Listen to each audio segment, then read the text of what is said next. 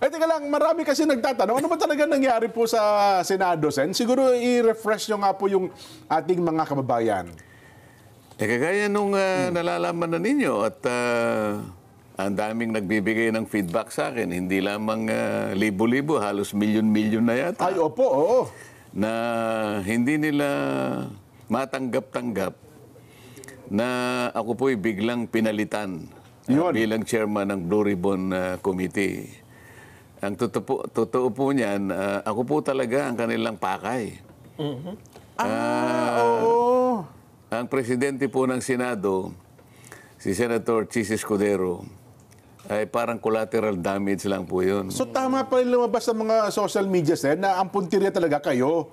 Kasi hindi naman nila ako maalis kung hindi nila alisin yung puno. Ayun. Yun pala pagkakapaalam ng isang babaeng senador, yun na rin palang tanda Senyales. na sila ay nagkakaroon na ng pagpupulong sa isang Kasi kwarto. hindi naman talaga nagpapaalam yun eh. Ayun na nga po eh. Talagang yun halos hanggat maaari ay Nakabantay talaga, di po ba? nakabantay at lahat ng anggulo ng mga pinag-uusapan ay nakakasangkot siya sa mga usapin. Opo. Bumati na kami kanina ang atin pong Senador Rodante Marcoleta. Sen, bumati po kayo sa ating mga taga-subaybay. Magandang hapon po sa ating lahat na mga nagtityagang nakasubaybay po sa saganang mamamayan.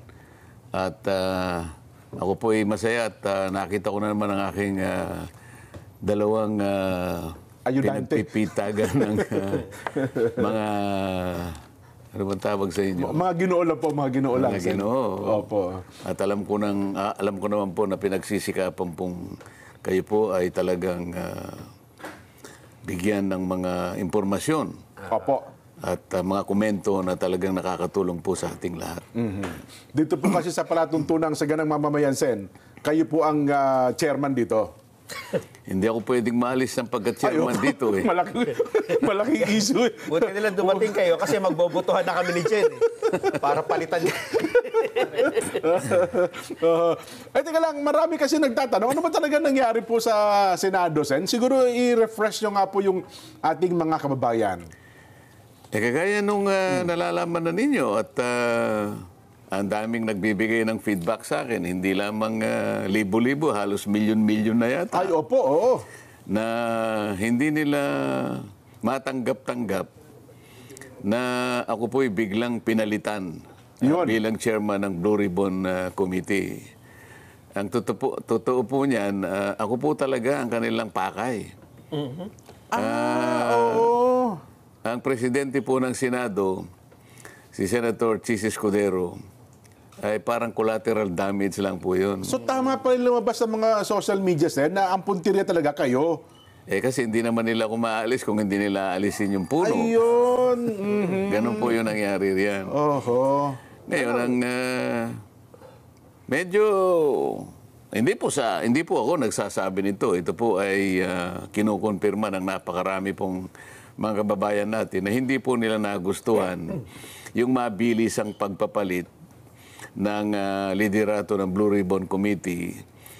Lalong-lalo na po doon sa panig ng paglalahad na po ng katotohanan. Yung pag-iimbestiga na po sa kanila pong palagay, ay meron na po silang nakikinikinitang mga katotohanan na lalabas dyan. Papunta na po sa paghanap po natin ng kasagutan sa maanumalyang pagkakalatag ng mga proyekto na kung tawagin nga ay ghost projects. Ayun. Ang balita kasi, Sen, may singit ko lang po, mukhang pinakiusapan ata si Senator Chis bilang presidente po ng Senado na kayo ay palitan sa pagiging chairman, pero parang nanindigan siya sa inyo. Kaya ang nangyari daw po, pati siya nadamay sapagkat ayaw pala niya kayong palitan bilang chairman ng Blue Ribbon Committee. So tama po ba yung ganung anggulo? Hindi ko alam yon kasi wala naman siyang sinasabi sa akin na siya'y kinausap. Oho. Ang nangyari, May nakiusap daw po eh. mabilisan nga eh. Ang totoo niya, siguro nakikita nyo, itinutuloy ko yung pangatlong pagdinig namin. Opo. Ako na lang ang pinakahuli na nakabalita na napalitan na pala yung aming Senate President. Ayun na Ano? nga, oo. Kaya pala si Senador Jinggoy na nasa tabi ko, medyo mainit ang ulo nung araw na yon. Hindi ko naman alam kung ano nangyari. Kaya yung pong talagang purong-puro na biruan lang, iba po yung pagkakatanggap niya. No? Pero alam naman ninyo, talaga nagbibiruan lang kami. Totoo po.